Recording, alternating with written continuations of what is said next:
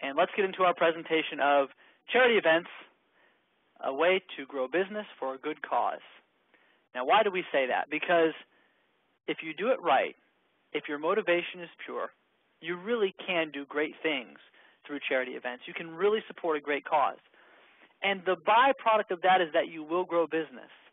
We've tried it. We've tried it a lot of different ways. We've seen what worked and what didn't work, and we've had some remarkable success by tweaking that formula a little bit over time. So I'm going to share with you today some of the things that we've done and how we've went about making charity events a real success at Frost & Frost Financial. Now, just to mention, Frost & Frost, of course, is the financial planning arm of Platinum. My business partners work there every day. And so each of the charity events that we've done were sponsored by Frost & Frost, not by Platinum, just to make sure we're clear on this. And our clients helped support those events at Frost & Frost. So very similar situation to what you might have. And if you've never done it before, it's not as difficult as you might think. So let's go ahead and get into the bulk of the presentation today. Now, the first thing I want to show you briefly is a little incentive as to why you should think about doing these besides the obvious benefits of supporting a charity. This is an interesting study. This is from a 2011 U.S. Trust Insights on Wealth and Worth. And what they found was that the majority of retirees plan to use their active retirement years volunteering. That's one of the foremost things they plan to do. It topped the list more than any other things. This was the list of their top desires. There were some other smaller ones. But look at the difference. People want to volunteer. So as an advisor, why not give them something to volunteer for? You've heard expressions like passion prospecting. Well, if you have a passion for something and you get your clients involved and they have a passion for it, they bring in their friends who have a passion for it. And it's not only profitable, it's extremely rewarding. So this is a really great way to meet people, and not just any people, but people who care, right, which are the best kind of clients because they're genuinely good people. And so we've experienced nice things from that, and this is just, I thought, a very interesting statistic that explains why. Now, effective charity events are different than just any charity event. Why do I say that? Well, the fact is we've tried some that really didn't go well, and we've tried some that actually flopped where we actually ended up paying out a lot of money to the charity, and so you do have to be very selective. You have to be careful. And you have to make sure that it's something that people can really get behind, that they can stand behind too, that they get excited about, just as excited as you are about it. So these are the elements. Let's talk about the first one.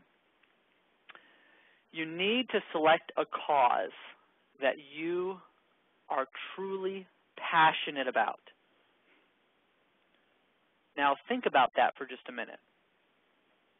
Is there anything that you've done in the past or that a family member has experienced in the past, something that maybe you've been through? Maybe it was losing a grandparent or a great-grandparent to a dreadful disease, heart disease. Maybe you have a niece or a nephew who has leukemia, right? These are the types of things you want to think about. Maybe it's about, for you, it's about animals. Maybe you're really, really passionate about that, and you hate to see cats and dogs being abused or not having good homes. Now, there's a million causes out there. But the important thing is not just to pick a popular charity, although that is an important aspect. We'll talk about that shortly. But to pick one that you can tie in to a personal story. I'll give you an example. The last charity events that we did were a series for breast cancer awareness, and we partnered with the Susan G. Komen Foundation. The reason, because Robert Frost, his wife, sadly, his first wife, passed away from breast cancer. So that was very, very close to Rob. In fact, the first charity event we did was because she was a survivor. So it was really a celebration of life. Later, it's since then been a celebration of her memory. But the fact is, because it was close to him, when he articulated the reasons why, it came across in a way that motivated other people to want to support the cause. It also got the media really excited about supporting, because here they saw this nice gentleman with a daughter and a wife who was fighting this dreadful disease. And so when the newspaper came out and interviewed him and came to his home, they wanted to tell his story. They wanted to tell why he was involved in this. And so don't just arbitrarily grab a charity. And when you pick it and you figure out your connection, think about how that is affecting you, right? Try to bring out your inner feelings a little bit and really get yourself stirred up about the difference you can make. Because when you do that, it will shine through, and it will dramatically impact the success of your event. We really believe this is one of the key things. After you've selected your cause and you've decided that you're going to do this, you're going to do a charity event now, you need to talk to your broker-dealer. That is an important step you need to take. Every BD is a little bit different. I've encountered this with some of our members. Some have had really good success and good support from their broker-dealers when they approach them. Others really have had problems because some of the challenges you run into relate to, for example, taking money about the event. So let's say that you sell tickets to something. You can't just have people come into your office paying cash for those tickets. That's actually a compliance nightmare. So you've got to find out from your BD, can we do this? And if so, how do they want us to do it? They might have a certain way, like perhaps maybe only checks can be written out to a certain name. Maybe they can only be given directly to the charity. Every BD is a little bit different. So talk to your chief compliance officer, explain what you want to do, and find out what logistics you need to adhere to. The next thing we recommend is that you pick a national charity. Now, you can pick a local charity if it's extremely well known and reputable. But we recommend using a national charity because generally people, when they see that and it's something they recognize and they know, will be more supportive. They'll be more likely to donate to that charity because they're confident the money's being used in the proper way. You might think about ones like the American Cancer Society, like we mentioned the Susan G. Komen Foundation, Make-A-Wish, these types of things, names that we all know.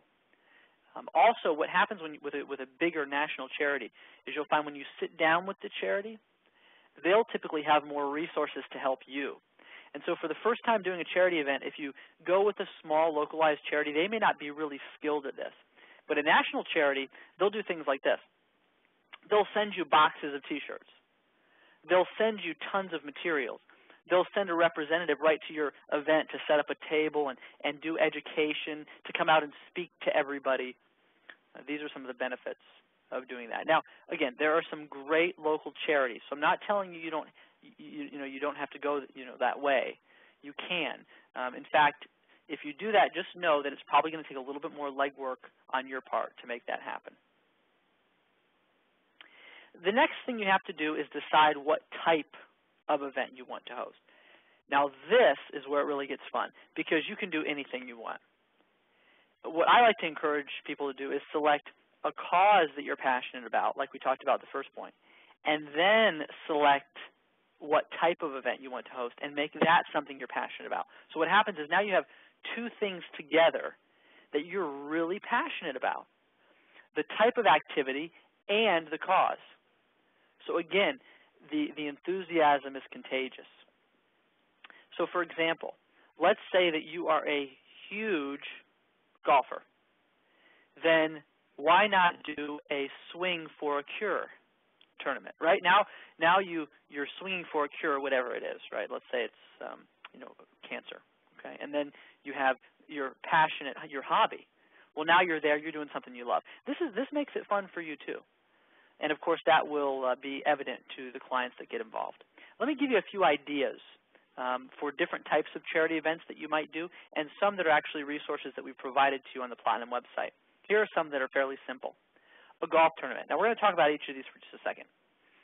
Here's why a golf tournament is a fairly simple thing to do for charity. Number one, we'll make the invitation for you. That's a no-brainer. Okay, you can use the planning checklists that are on our website for any golf event. The way you turn a golf event into a charity event is you go to the clubhouse, you talk to the manager, you explain that you're going to have a charity event. They know this. Golf courses are really used to this. This is another reason why it's easy. and you say, how cheap can we get the rate? That's all you want to do. You want to get the cheapest possible rate that you can per person for golf. So let's say they normally charge $40 and you can get it down to $20. Well, now what you can do is you then set a price for what you're going to charge. Now, if you want to get really good support, don't go exorbitant. Don't charge $200 a person, okay? Typically, golf courses have banquet facilities. You can use them for that. That makes it simple, and you figure out, okay, with golf and banquet, it's going to cost me this much. Then you mark that up by 20, 30, 40 bucks, whatever it is. It doesn't have to be a big number. You don't have to raise 20 grand to do something good for a charity. Even if you raise 5 grand, that's still excellent. And, of course, you get the intended result of building business. So, for example, let's say that you have a golf tournament. You can get 100 people on the course at once, and everybody kick it in 50 or 60 bucks. And then you can do other things. Like you can have people pay money for mulligans, right? They buy mulligans. Or you can have people there selling merchandise. Now, some of the merchandise that you're selling could actually come from wholesalers. They can send you boxes and boxes of balls and visors and hats, and then you could actually sell it. You can give it away too. But there's a lot of different ways to raise money if you just get creative. But negotiate the lowest price, charge a little extra, send out an invitation, everybody comes, the difference goes to charity. And we've done these so we can help you. Just order the invitation on the website. We'll customize it. We'll put the logo of the charity on there. We'll do it all. And then it's basically just like running a typical golf tournament, just with the added element of charging. A dance is another great thing you can do. You can just charge people entrance to a dance. So you rent a big banquet hall. You figure out what the per-person cost is going to be. You hire a nice band. You charge a little more than that. The proceeds go to charity. There's local silent auction organizations in every single town. You can call them there. They'll actually bring the artwork and the giveaways or the items for the auction to you. And they'll display them all, and then they'll auction them off. They bring all their own forms. You don't even have to do it. And then they will give you a check back for the difference. Even food and beverage at any of your events. Let's say that we'll go back to the golf event for a second because I didn't mention this. Let's say you sell concessions, right? Gatorade, beer, wine, hot dogs, sodas. They'll give you a discount on that many times. And then you charge a little extra for it. You say, well, hot dogs are $1. Okay, you charge $1.50. They'll charge $1.50. At the end of the day, they'll give you back a check for $400. Again, all that goes into the charity. Poker tournaments. There are companies that will come out and set that up in a room of your choosing, a rental space at a hotel or wherever you decide to have it, in your office for that matter. They'll set up the poker tables. They'll bring the dealers. They charge you a little bit for the night. Again, you divide the cost up. You charge people to play. You give them funny money. You assign a certain dollar amount to that, a certain dollar value. Winnings go to charity. Winner gets to pick the charity of their choice. Bowling, another great event. You can do the same exact thing. These are get creative. Art appraisal. You can do your own antique roadshow. Again, all the tools for these things are on the website. So even though they may not be on the Platinum website as a charity event per se, they're on there as a client event. The difference is you just charge and you give the money away. That's the only difference. So the tools are all intact for you. You could do a concert. We actually did a symphony. Let me just show you for a second. I'm going to navigate over to the website here and log in. And I want to show you an example invitation of something we did. And it was really, really successful. We actually got the local symphony to come to a beautiful park and play for a couple hours. And we sold tickets. And the symphony did cost us, okay, but some of our members have been able to do this by getting the local school symphony. This is a symphony under the stars. Now look at what we've done here. We created, I'm just going to back up for a second, we have a planning checklist. We have tickets, general admission and VIP tickets, and the invitation. So this is what I'm talking about. If you go on here, you'll find all the tools. But let me just download this for a second, and I want to show you what we can do for you. If you pick an event, even if it's not on the Platinum website, don't worry, we'll create it for you. And then we'll put all the logos. You can have local sponsors, and we'll talk about that in a minute as we get into some more details. We'll set it up for you. You can charge whatever admission you want. This is how we did ours. We had some co-sponsors. They pitched in good money. We went to, as you'll notice here, CNL, a local attorney. This local distributor provided the beer, and then we sold it. So they provided it free. We sold it. That was pretty neat. So just something like this, very simple. It doesn't have to be complicated. Don't be intimidated by the concept. You can do a walk. You could do a run. Now, the one thing about these, like a walk and a run, this is one thing I'm not crazy about, but I know this is popular when it comes to charity. If you do a walk or a run, you don't get to interact with people a lot. I mean, it's kind of like you sponsor people, they go out and they walk, and there's a million of those too. I mean, everybody's always wanting somebody to walk for something. So these are possibilities. They're still good. It's better than nothing. If you're really comfortable with it or you have some experience with it, that's great. I just wouldn't say that it'd be the first thing that I would choose to do. So those are some ideas for you, but think outside the box. Either go on the site and find something that you'd like to do, or pick your own cause, and we'll create all the materials for you. The next thing we recommend is that you don't drain all the resources of your team planning your charity event. Now, as we talk about forming a committee, I want you to think about this for a second. Hosting a charity event is free to your practice. It's free. It doesn't cost you $1 of marketing money to do a charity event. Now, it does cost you time, and time is money. We know that. But that's why I'm telling you to form a committee, to get some help. The reason it doesn't cost you anything is because what you spend on the event is part of the cost of the event, and the amount that goes to the charity is the net amount after expenses. So for example, let's say an event costs you $20 grand to put on. Heaven forbid. That's a really big event. It's probably a bad example. But let's just say, for number's sake. But you earn $25,000 in money back.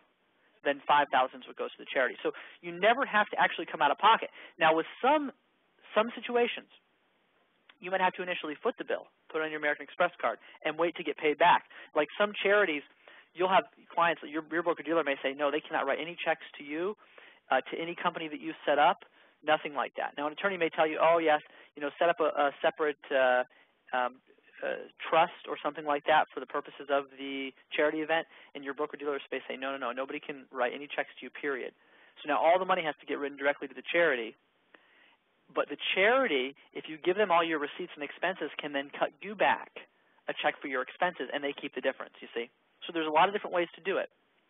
So I mentioned that about cost here, because the only real cost to you is the labor.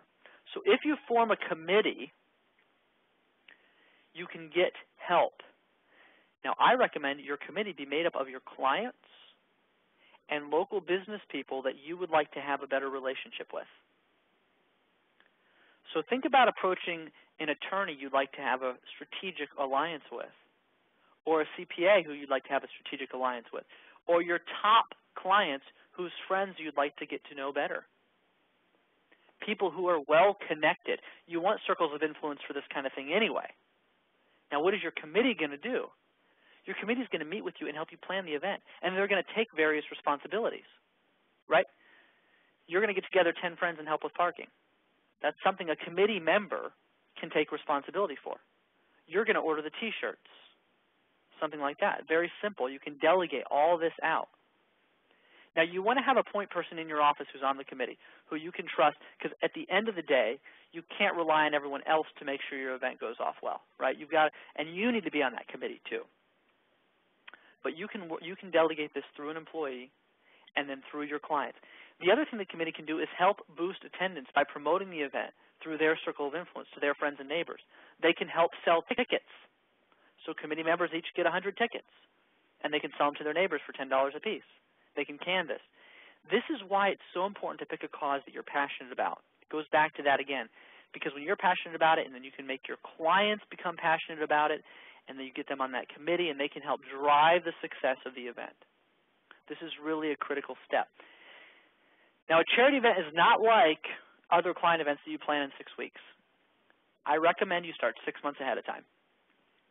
I don't want to intimidate you, but that's just the fact. It's because if you don't want it to rob all your time and attention, which you don't want any efforts in your practice to rob all your time and attention away from what's important, right? Driving business and meeting with clients. So you got to do it a little at a time. And that will give time for you to make the media contacts too, and things that we're going to talk about in a minute. Now, you can use your committee to help you craft a budget. And this is something that you'll probably need when you approach the charity. So I recommend, before you actually approach the charity, maybe you've selected one, okay, but before you approach them about the financial aspect of it, you might start putting some feelers out. But have some kind of a budget together. Know where you're going to have the event and how much it's going to cost. Make sure you can itemize some things like, food and beverage is going to cost this, advertising is going to cost this, printing is going to cost this. Form some things there that you'll have a good rough estimate, because they may want to know. For example, when we approached Susan G. Komen and we said, look, our broker-dealer won't let us take any money at all. All the checks have to be written out to you. How are we going to get our money back out of this? And they said, well, let us see a budget. We need to know what this event's going to cost and what you're expected to make, and then we will look at that and decide whether or not we want to partner with you. And, of course, the answer they gave us was yes. But you need to be able to show what you're going to spend and what you think you're going to earn, how many people you think are going to be there and support it reasonably, and so on. The next thing you really want to try to focus on, and we've touched on this a couple times, but I want to spend a minute on it, is leveraging your existing business contacts for support. Anybody that's in your strip center, anybody that you do business with, I mean the place where you get your car serviced, the place where you get your hair cut, the place where you get your shoes shined, anybody that you use for professional services, anybody that you know really, or that you'd like to know better, reach out to them. And this is where you as the business owner will probably have the most amount of time. You're going to have to spend some time on the phone calling people, making those connections. You can't really delegate this as effectively to an employee. So reach out to those key people for support. And next, right, you've got support. Now you have some sponsors. You've got your committee. You've got your charity. You've got your cause and your event all set up.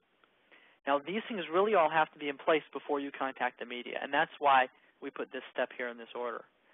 Because once you have a clear vision, that's when you start to reach out to radio, television, newspaper, magazine, every single media outlet in a 100-mile radius of your office. You should reach out to them and explain to them that you are having a charity event and that you need support. Now, here's the thing. We are not a PR company.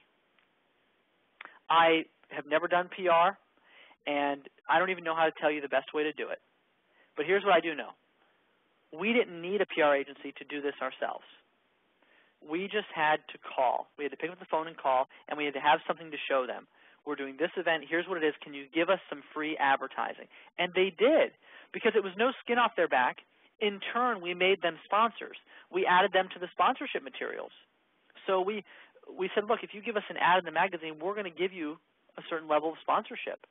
And so we got radio time, newspaper, television. We had at least 15 media outlets that were all promoting our charity event.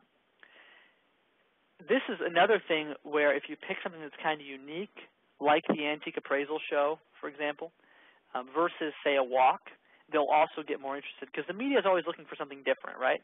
So if you pick something that's a little bit out of the box, as far as not necessarily the cause, but the type of event, they'll get excited. I think that's one of the reasons our Symphony Under the Stars was such a big hit, because everybody thought, oh, that's so cool, classical music out at night in the park. That sounds really, really fun. And so the media contacts really ran with it. So that's what you're going to do to start to leverage that for additional business, too. I mean, let's be frank. If you get a lot of media attention, this is going to do well for you. You see, as you think about charity events, there's really three things, okay, that are going to contribute to doing this well. Number one, you're supporting a good cause, right? That is the most important thing. You're doing something really great. Number two, you're getting access to a huge circle of influence through your clients because of your committees and because of the other people that they solicit to help with the event. And number three, you're going to get a ton of media attention from that. Now think about those three things, and then think about the fact that it doesn't cost you anything as far as hard dollars go. That's a lot of bang for your proverbial buck. So we really recommend that you give it a shot. And then lastly, after you've done these things, just reach out to your Platinum Relationship Manager. We'll order all the signage, all the invitations, all the tickets. We'll give you all the resources that we've used in the past for our charity events. And we're happy to consult with you, too. If you run into a roadblock or are facing some kind of challenge, we'll be happy to work through that with you to give you some insight into how you might overcome it. And those are the keys. That's what it takes to plan an effective charity event. Now, we're going to take questions in a minute, so you can start thinking about your questions and feel free to send those to me through the Q&A panel or the chat panel of the WebEx. But I want to back up for a minute because we've done a series of WebExes on event marketing. This was the 4th one, and I want to talk about that for a minute. We talked about public events already and the keys to effective public events. We talked about client events and the keys to effective client events. We've covered charity events today, and last week we covered intimate social events. Why is this important? Why is it important that we covered all 4 of these? Because it's really critical not to rely on any single source of event marketing, unless you can. Maybe you can, but we can't. We can't afford to rely on just charity events or just client events or just public events, especially. What we've found is by doing a variety, by doing all of these types of events, we get the pipeline full. We get a lead source here, a lead source over here, a lead source over here, and that's what has fueled our tremendous growth.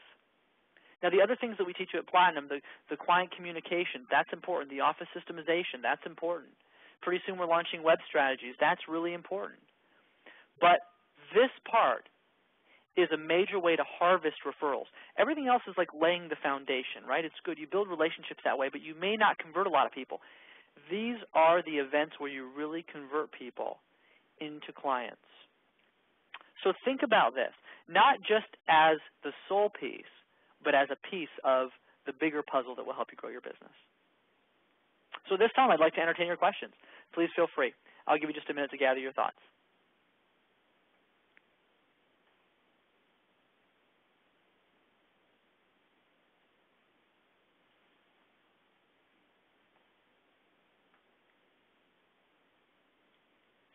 And we've got about 45 offices on the line today, so we've got time for everyone's questions. I've allotted 45 minutes for this WebEx. We've only used 30, so please, if you've ever done charity events and had any problems, let's talk about those. If you'd like to do a charity event but you're thinking about what type and you want to kick around the idea, let's talk about that. Okay, thank you. Our first question comes from Marcy. Marcy asks, what does it cost for the event invitations and promotion? Well, Marcy, that depends on what type of event you're doing and what kind of promotion you're getting. As I mentioned before, when it comes to the promotion, I don't really recommend that you pay for promotion. I mean, you could go out and you could pay for magazine ads and television space and all those things, and some people do that. And maybe if you're going to make enough off the event, that can come out of the profit from the event. Let's say you spend $5,000 on television spots, but it gets enough people there to pay for it, and then some, that's great. But you can get over your head really quickly if you start paying for promotion. You buy a magazine ad full page, $1,000 bucks. You do a television spot, $5,000 bucks. You know, you do these different avenues. You put a big ad in the newspaper. You put spots on the radio. Pretty soon you spent 20 grand before you've made $1. And then the charity doesn't get anything. So that's why we recommend formulating all this, then going to the charity, asking for them to help you promote it. Now, as far as the invitations and things like that we provide on the website, magazine ads, all those things, I mean, printing and postage, they're less than 50 cents a piece. So that part's cheap. Any other questions? We have a quiet group today. You know, the last WebEx I did, I had more than I could keep up with. Okay, here we go. Reagan asks, are there ever any events where people just show up and pitch in on a project for free? We just had a group work at a food bank packaging rice packets, and our cost was only donuts and coffee. Just wondering if you've done anything like that. Hey, Reagan, you know what? I haven't. I think that sounds like a really good idea. What I'd like to do, if it's okay with you, because I haven't done that before and it sounds like a creative thought, would you be okay if we unmuted your line for a minute and we let you tell the group about that? Would that be okay?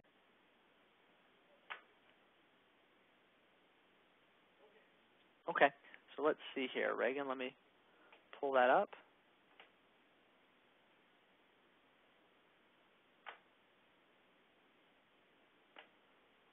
I'm trying to, here we go. Bear with me 1 second. We're going to let Reagan expound on this here for just a minute. Okay, Reagan, go ahead. You're on the line. Hello. Hey, thanks for sharing with us. Appreciate it. Sure. So tell us, what was this that you did? Yeah, there's a local food bank that actually packages up a, they figured out that there was a product, kind of a leftover product from a local food manufacturer. It's textured vegetable protein. And they figured out that they could get this really cheap. So what they do is they package it with rice and chicken bouillon, basically make it a meal, and they also get beans. And for 50 cents a packet, they can feed a family of 4 if there's an emergency or something. Wow. So this food bank, in addition to gathering up food from manufacturers with like extra stuff, they also package up this rice thing. But the cool thing is they need a team of about 20 people at a time to actually package it. And so they've been getting a lot of local groups like Girl Scout troops or sports teams that want to help out, kind of go in there. Any age can help do it. So we did an event where we invited, we got about 30 people there. And basically everyone just kind of pitches in. If you can scoop a thing of rice into a bag, you're on the team basically. And it was a really good event. Nobody had to pay any money up front to go. Just kind of show up, donate 2 hours of your time, get a donut, and help basically create a whole bunch of food for a whole lot of people. And people really responded pretty well to it. Yeah, that's a really nice idea. I appreciate your sharing that. And I think, the lesson in that is, it doesn't cost a lot to do a lot, and it doesn't have to be difficult. Maybe even we complicate things too much at times. I mean, I suppose at an event like that, you get to invite all your clients. You get a chance to network with them. You get to do something good together. They can bring their friends. You meet their friends too. So it sounds like that would be really simple. I mean, as far as promoting that, what did you have to do? Just send an email, call some clients, or what? Yeah, just our weekly emails, just kind of sending out things saying, hey, we're having this event, and next month, let me know if you want to join the team. And we only had 30 spots to fill, so it was pretty easy. Yeah, I think that's phenomenal. Went, expressed interest in doing it again, and like when's the next one? So it's one of the things that's really easy to plan, really easy to kind of get people involved in. It could be a good thing to kind of add to the mix too. Isn't it? An easy one to throw in once in a while. Yeah. Thank you so much, Reagan. I appreciate that. I think that's a phenomenal idea. Thank you for sharing it. Okay, our next question comes from Bill. Bill Levitt, go ahead. You're on the line.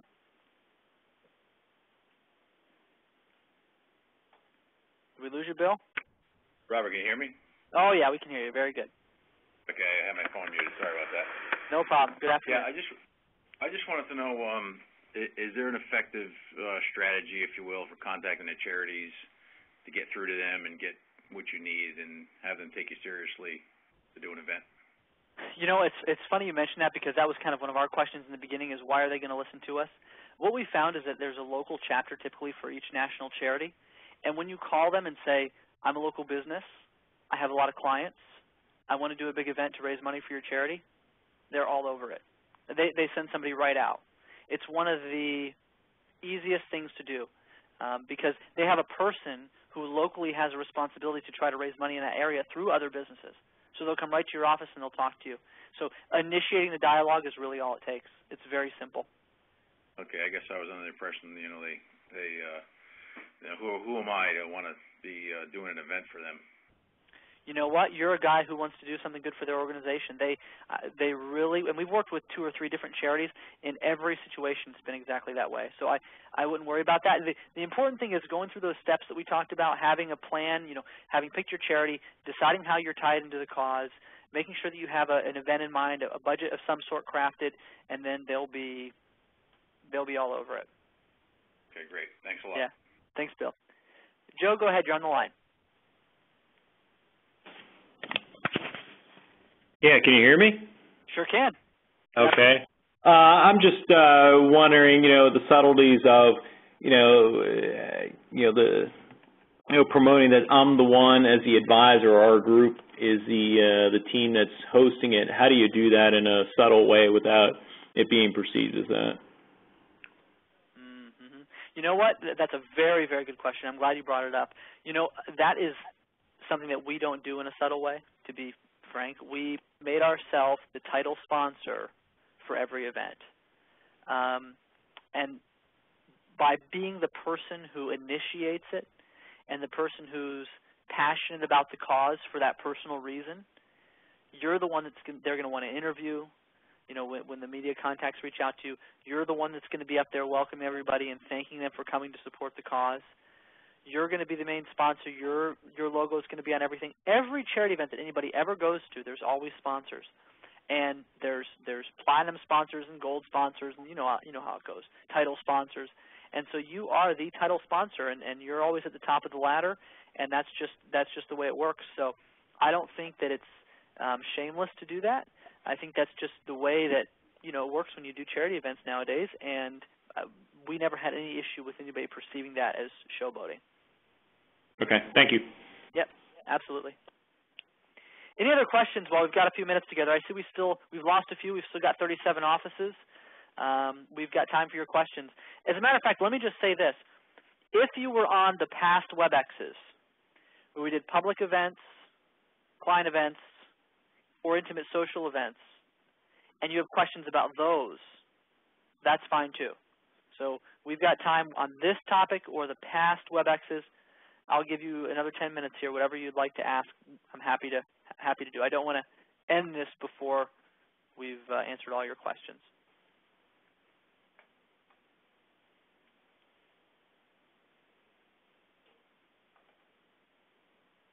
One thing I'll just mention to you while you might be gathering your thoughts before we conclude is that this series of WebExes we have done were all on event marketing. Now, later in May, we're going to pick back up, and we're doing some additional WebExes on a variety of topics by request of our members. Thursday, May 17th, I'm going to hold a WebEx on social media. I want you all to know what we're planning at Platinum, what we're going to be rolling out later in the year for you, and some basics to help you get started with social media. Also, we're giving a presentation on May 24th called What Clients Want and How to Give It to Them. It's going to go through the psychology of today's investor through a number of studies. I'm going to share some interesting statistics with you. And then Thursday, we're taking one of our, Thursday, May 31st, we're taking one of our lead assistants from Frost & Frost Financial, and she's going to give a personal WebEx on the traits of top assistants, which I think you'll really enjoy. And then finally, my business partner here at Platinum and our CEO, Robert Frost, is going to do one on June 21st to wrap up the series called Delivering World-Class Client Service. So don't miss any of these. The recordings will be available, but we encourage you, if possible, to please attend those. At this time, we don't have any more questions, so I'm just going to take a minute to thank you. If you need anything, whether it's event marketing, charity event marketing, anything at all, we're here for you. Please reach out to us online, via the telephone. We'll answer your questions. We'll support you. It's a pleasure to be partners in your success. Thank you so much for joining us today. Hope you have a great rest of the day and a wonderful week.